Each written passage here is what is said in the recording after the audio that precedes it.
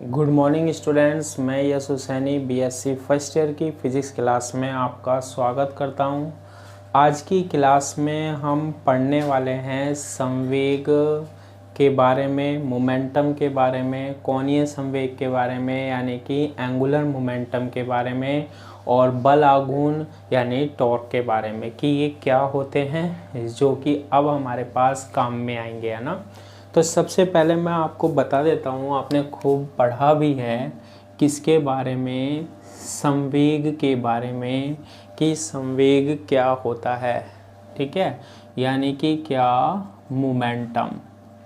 ठीक है, फिजिक्स में बहुत ही इम्पोर्टेंट भौतिक राशि होती है, और आपने पढ़ा है कि जो संवेग होता है ना, वो क्या होता है, जो द्रव्यमान होता है, मास होता है, और वेग का गुणनफल होता है। द्रव्यमान व वेग का क्या होता है, गुणनफल होता है।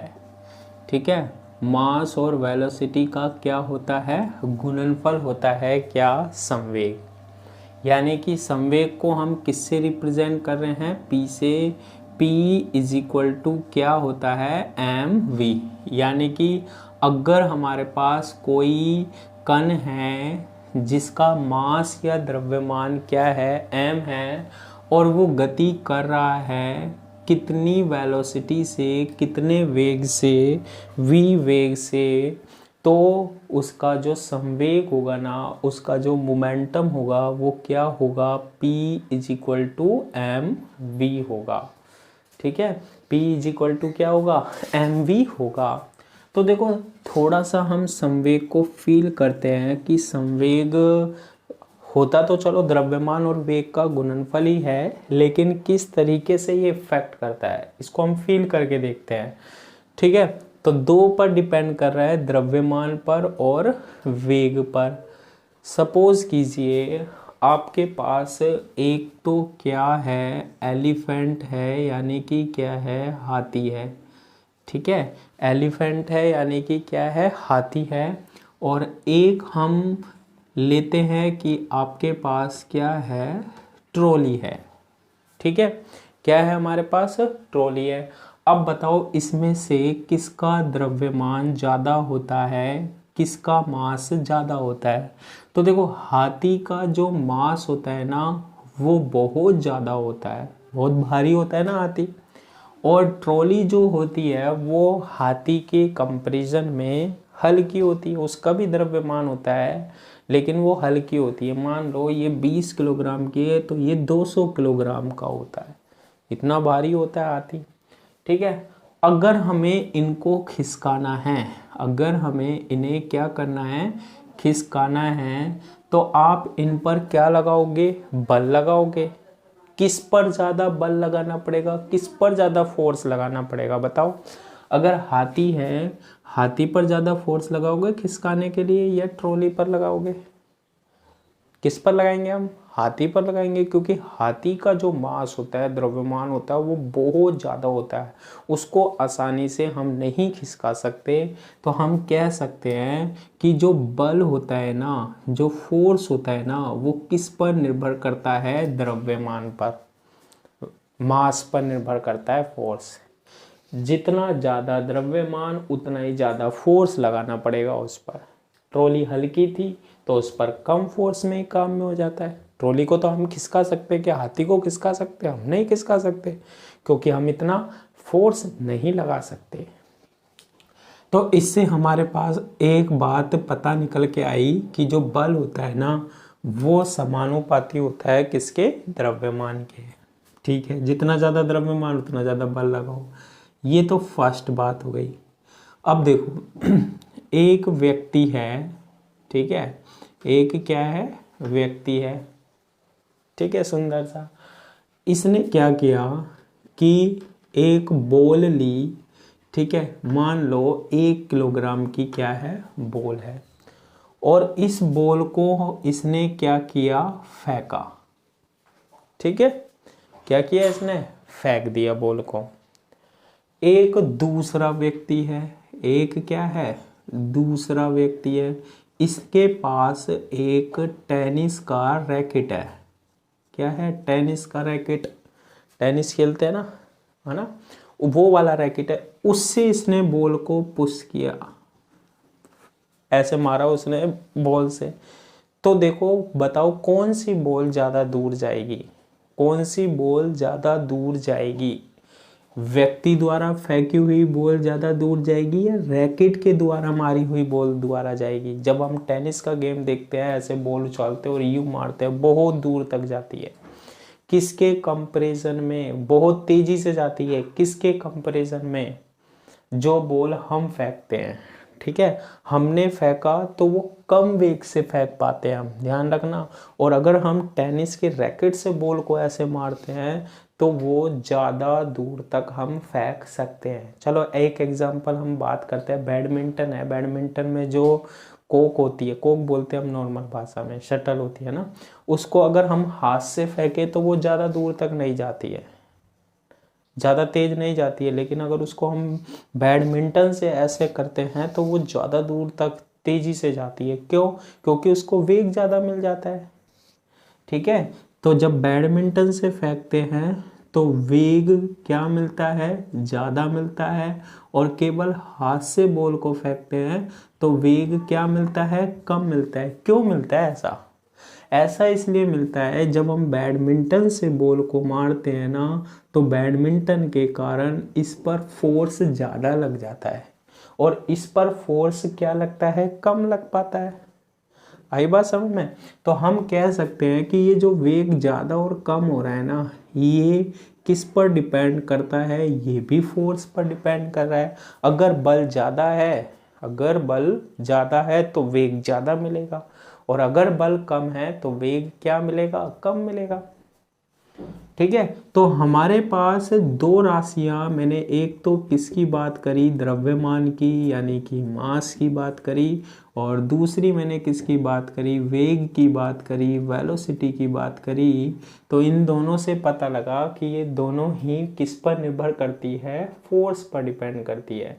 अगर बल, द्रव्यमान ज़्यादा है तो बल ज़्यादा लगेगा, वेग ज़्यादा है तो भी बल ज़्यादा लगाना पड़ेगा, तभी वो तेज़ी से गति करती है हमारे पास। तो इससे ये पता लग रहा है कि जो F होता है ना, वो प्रोपोर्शनल होता है M के और V के, ठीक है। यानी कि द्रव्यमान ज़्यादा होगा तो भी बल ज़्यादा लगाना पड़ेगा, अगर वेग ज़्यादा चाहिए तो भी बल ज़्यादा लगाना पड़ेगा। तो हम क्या करते हैं, इन दोनों का जो इफेक्ट होता है ना, इसको एक राशि के द्वारा, एक क्वांटिटी के द्वारा डिनोट करते हैं। P इज इक्वल टू क्या?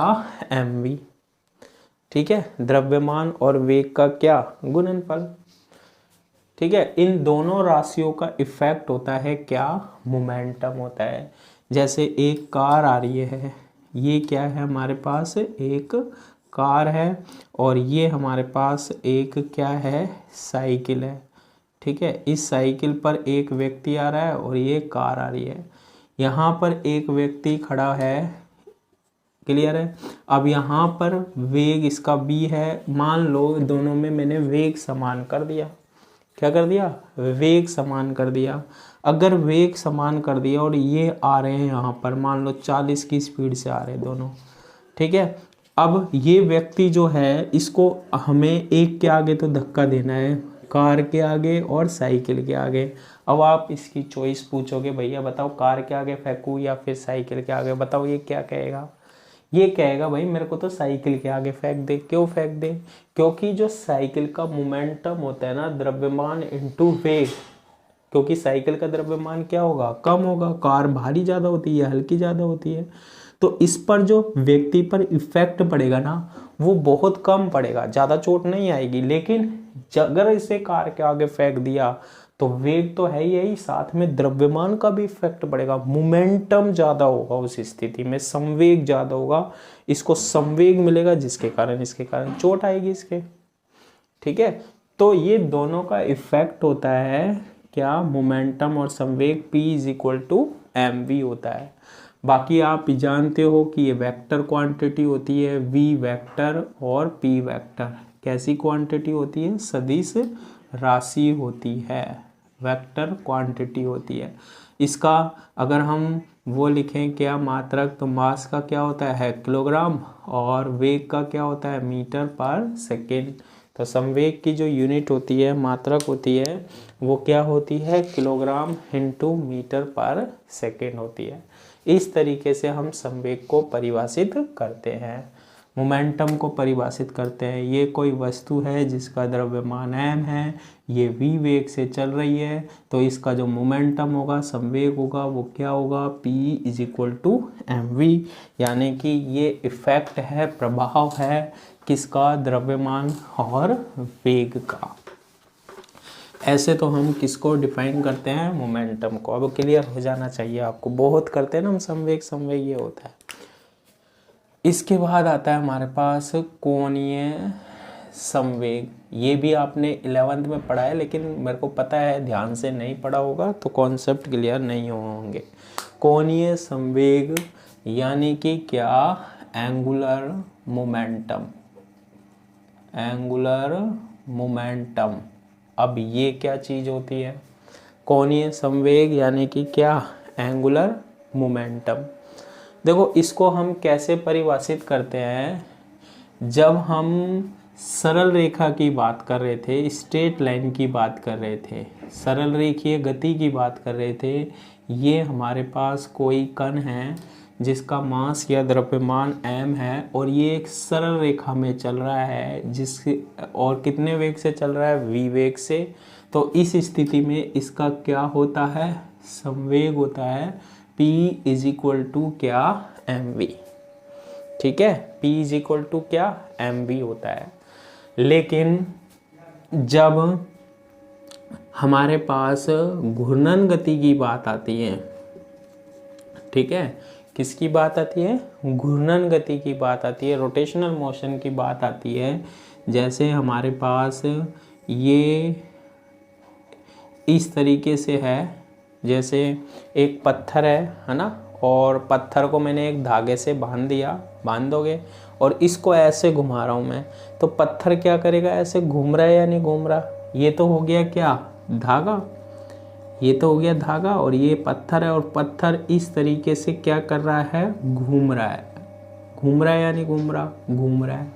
अगर बीच में हाथ लगा देते हैं तो हाथ में लग जाएगी, ऐसे लगती है या नहीं लगती, ऐसे घुमा रहा हूँ मैं पत्थर को, ठीक है। और अगर आपने बीच में हाथ लगा दिया, जैसे पंखा चलता है, पंखा भी क्या करता है हमारे पास, घूर्णन गति, बीच में हाथ लगा देंगे तो क्या होगा, हाथ पर चोट लग जाएगी, पंखड़ी होती है उसकी, ऐसे मूव करता रहता है, घूमता रहता है, घूमता रहता है, वो होती है घूर्णन गति। घूर्णन गति में भी हम किसकी बात करते हैं, कोणीय संवेग की बात करते हैं। सरल रेखीय गति में केवल संवेग की बात करते हैं, कोणीय संवेग में किसकी बात करते हैं, घूर्णन गति में किसकी बात करते हैं, कोणीय संवेग की। ठीक है, अब देखो ये जो कण है ना, ये घूम रहा है, ये घूम रहा है, ठीक है, तो इसका क्या होता है, संवेग तो होता ही होता है, P बराबर क्या, mv। साथ में ये किस पर भी निर्भर करता है, धागे की लंबाई पर, r पर। ठीक है, धागा ज़्यादा लंबा है, छोटा है, तेज धीमे होगा। तो कहने का मतलब है कोई भी कण जब भी चल रहा है, ऐसे चल रहा है, ये चल रहा है, ये इसका वेग होगा या नहीं होगा। जैसे कार होती है ना, कार को आप गोल गोल घुमाओ तो 30 की स्पीड से घुमा रहे हो, कार का द्रव्यमान होगा, कार का संवेग होगा या नहीं होगा, होगा। और जब वो घूम रही है ना, तो वो एक केंद्र के अकॉर्डिंग घूम रही होगी, तो वो आर पर भी डिपेंड कर रहा होगा, आर पर भी निर्भर करता है, जब भी तो वो घूमेगी ना बिल्कुल फिक्स जगह पे। तो देखो कोणीय संवेग को हम कैसे परिभाषित करते हैं कि कोई भी कण है, किसी कण का रेखीय संवेग यानी लीनियर मोमेंटम, किसी कण का रेखीय संवेग का किसी बिंदु के सापेक्ष, किसी पॉइंट के सापेक्ष, किसी बिंदु के सापेक्ष, किसी पॉइंट के सापेक्ष आघूर्ण क्या कहलाता है, कोणीय संवेग कहलाता है। क्या कहलाता है, कोणीय संवेग कहलाता है। और इसको हम कैसे लिख सकते हैं, J vector is equal to are cross क्या पी। जे क्या है, कोणीय संवेग, आर क्या है, ये दूरी होती है आर, ठीक है, ये वृत्तीय पथ में ये जो डिस्टेंस है जिसे हम रेडियस बोलते हैं, त्रिज्या बोलते हैं। और पी क्या है, जब भी कोई कण गति करता है तो उसका रेखीय संवेग तो होता ही होता है, P इज इक्वल टू क्या, mv, ठीक है। तो इन दोनों का क्रॉस गुणनफल क्या कहलाता है, कोणीय संवेग, ठीक है। ये देखो फॉर्मूला कैसे निकालते हैं समझना। एक कण है, एक पार्टिकल है, ठीक है, बिल्कुल बात सही है। अब इसका जो वेग है ये v वेलोसिटी से चल रहा है, v है, इसका जो वेग है वो कितना है हमारे पास, v है। तो बताओ अगर ये m द्रव्यमान का कण है, v वेग से चल रहा है, तो इसका जो रेखीय संवेग होगा ना वो क्या होगा, p is equal to mv। और p क्या राशि होती है, वेक्टर क्वांटिटी होती है, ठीक है। अगर ये क्या कर रहा हो, घूम रहा हो, इस तरीके से घूर्णन गति कर रहा हो, तो इसका कौन सी राशि परिभाषित करते हैं हम, कोणीय संवेग, ठीक है। घूर्णन गति में जितनी भी राशि होती है वो वेक्टर क्वांटिटी होती है, कौन सा हम करते हैं, कोणीय संवेग को परिभाषित करते हैं, ठीक है। किसी कण का रेखीय संवेग का किसी बिंदु के सापेक्ष आघूर्ण, कोई पॉइंट ले लिया मैंने, ये हमारे पास क्या है, पॉइंट है, इसके सापेक्ष इसका क्या निकालना है, हमें कोणीय संवेग निकालना है। क्या निकालना है, कोणीय संवेग निकालना है।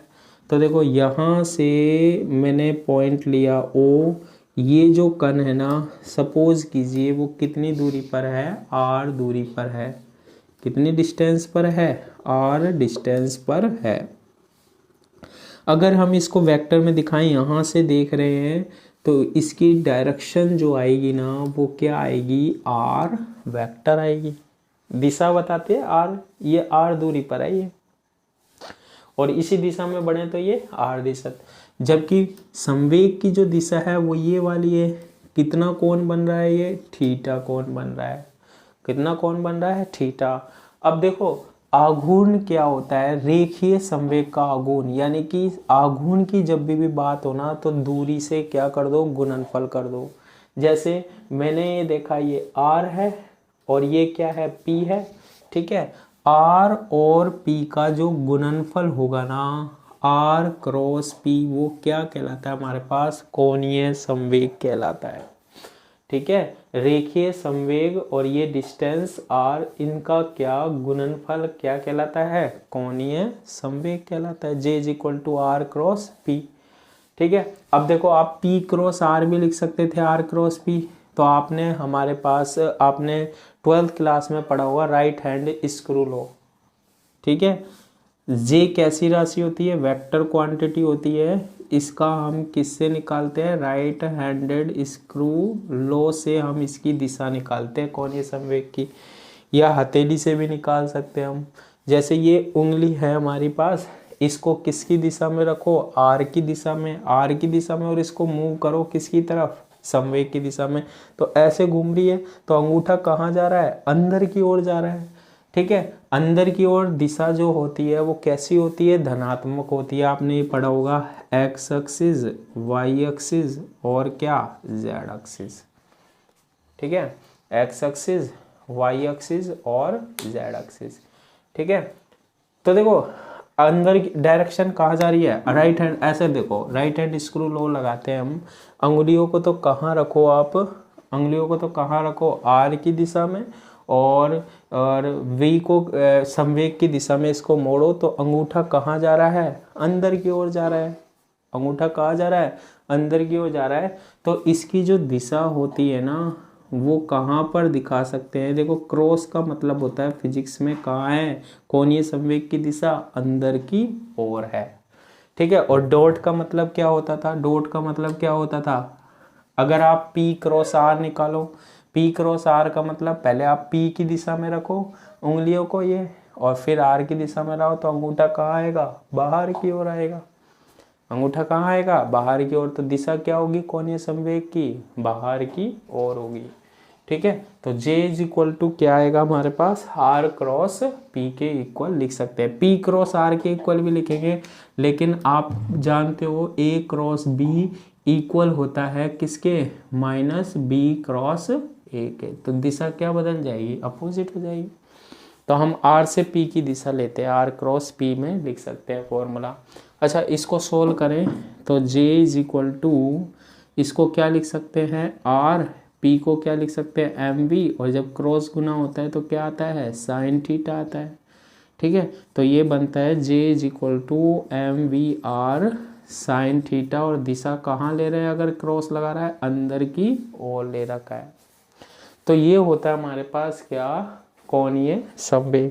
अच्छा, कोणीय संवेग का हम क्या देख लें, मात्रक देख लें, यूनिट देख लें, तो क्या होगा, R को किस में नापते हैं, मीटर में, और संवेग का फॉर्मूला होता है m इंटू वी, एम किस में नापते हैं, किलोग्राम में, और वेग क्या होता है, मीटर पर सेकेंड। तो इस तरीके से हम किसको परिभाषित करते हैं, संवेग की। ठीक है, तो आप अभी नेगेटिव पॉजिटिव पे डिसाइड मत करो, बस J की दिशा देखो। अगर R से P की ओर जा रहे हो, R की ओर उंगली रखो, P की ओर घुमाओ, तो J कहाँ जा रहा है, अंदर की ओर, यानी कोणीय संवेग की दिशा कहाँ है, अंदर की ओर। ठीक है, अगर आप P की दिशा में रख रहे हो और फिर यहाँ ले जा रहे हो, तो अगर ये J की दिशा कहाँ आएगी, बाहर की ओर होगी। तो J सदिश क्या होता है, R क्रॉस P। ठीक है, P क्रॉस R भी लिख सकते हो, लेकिन फिर उसकी दिशा क्या हो जाएगी, बदल जाएगी। तो इस तरीके से हम क्या परिभाषित करते हैं, कोणीय संवेग को परिभाषित करते हैं। इसके बाद हम एक नई राशि के बारे में बात करते हैं जो आपने पढ़ रखी है, वो भी किस क्लास में, 11th क्लास में। बस थोड़े से हम फॉर्मूले देख रहे हैं ताकि आगे काम में आएंगे। बाकी सारी आपने पढ़ रखी है ना, इसलिए बता रहा हूँ क्योंकि काम में आएंगे। बल आघूर्ण को हम किससे व्यक्त करते हैं, टॉ से। क्या बोलते हैं, टॉर्क। अच्छा, सरल रेखीय गति है, ये m द्रव्यमान की एक वस्तु है, इसको एक स्थान से दूसरे स्थान तक जाना है, तो आप क्या लगाओगे, इसमें बल लगाओगे, सीधी सी बात है। क्या लगाओगे, बल लगाओगे। आ गई बात समझ में। अगर आप घूर्णन गति करा रहे हो, ठीक है, पत्थर को ऐसे घुमा रहे हो धागा बांध कर, ये पत्थर है, तो इसको घुमाने के लिए आपको क्या लगाना पड़ता है, बल आघूर्ण लगाना पड़ता है। ठीक है, पंखा चलता है तो इसमें क्या लगता है हमारे पास, बल आघूर्ण लगता है। घुमाना है तो बल आघूर्ण लगाना पड़ेगा। सरल रेखीय चलाना है तो क्या लगाना पड़ेगा, बल लगाना पड़ेगा।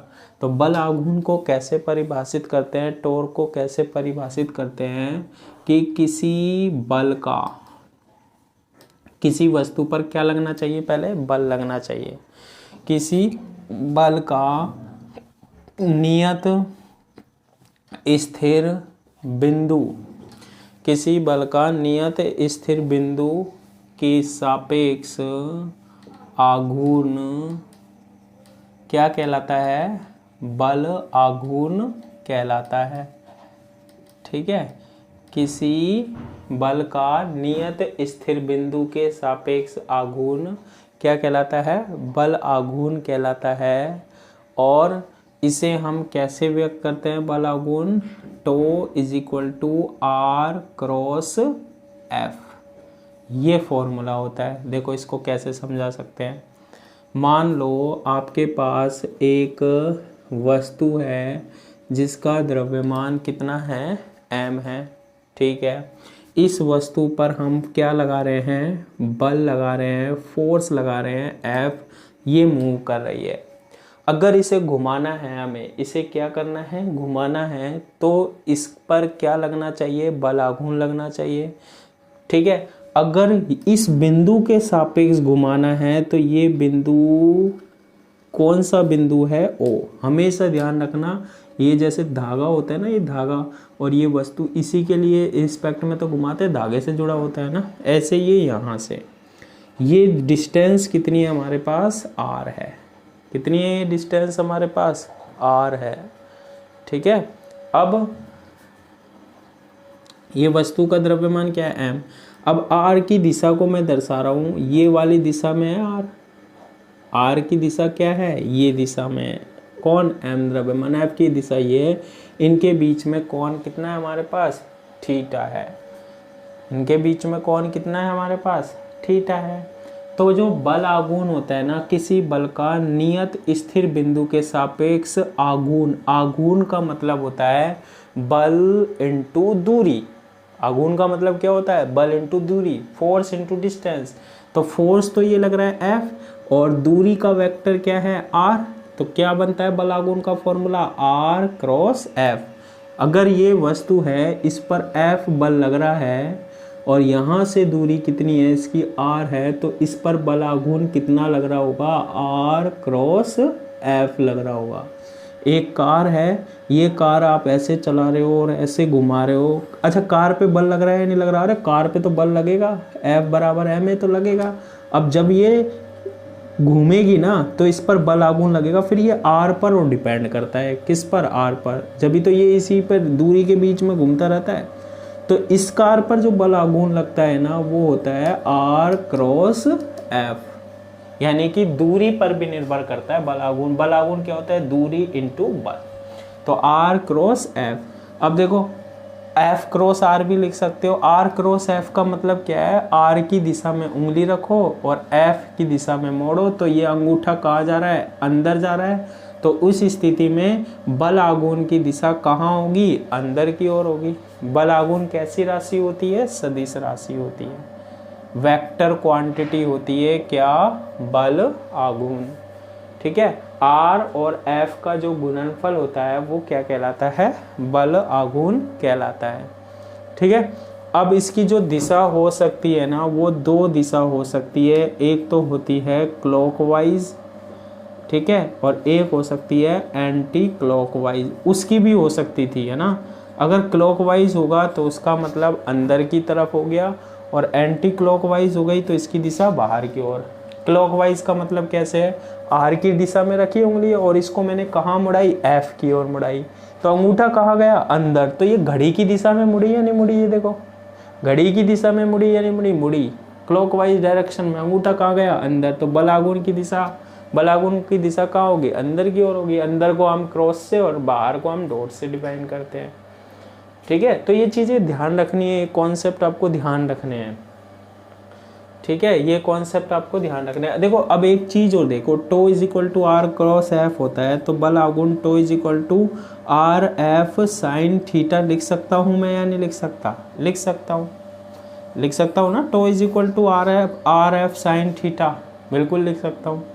अब R F साइन थीटा अगर हम लिखें तो देखो इसको हम ऐसे रिप्रेजेंट करते हैं, tau is equal to F तो मैंने अलग लिख लिया, R साइन थीटा। अब R साइन थीटा कैसे बनेगा, देखो यहाँ से मैंने एक लाइन खींची, यहाँ से मैंने एक लाइन खींची, ट्राइंगल बन रहा है, ये एंगल थीटा है तो ये एंगल भी क्या है, थीटा है, ठीक है। तो यहाँ से आप साइन थीटा की वैल्यू निकालो, साइन थीटा क्या होगी, लंब बटे कर्ण, लंब बटे कर्ण, यानी लंब की वैल्यू, इस एल की वैल्यू क्या आएगी, R साइन थीटा, है ना।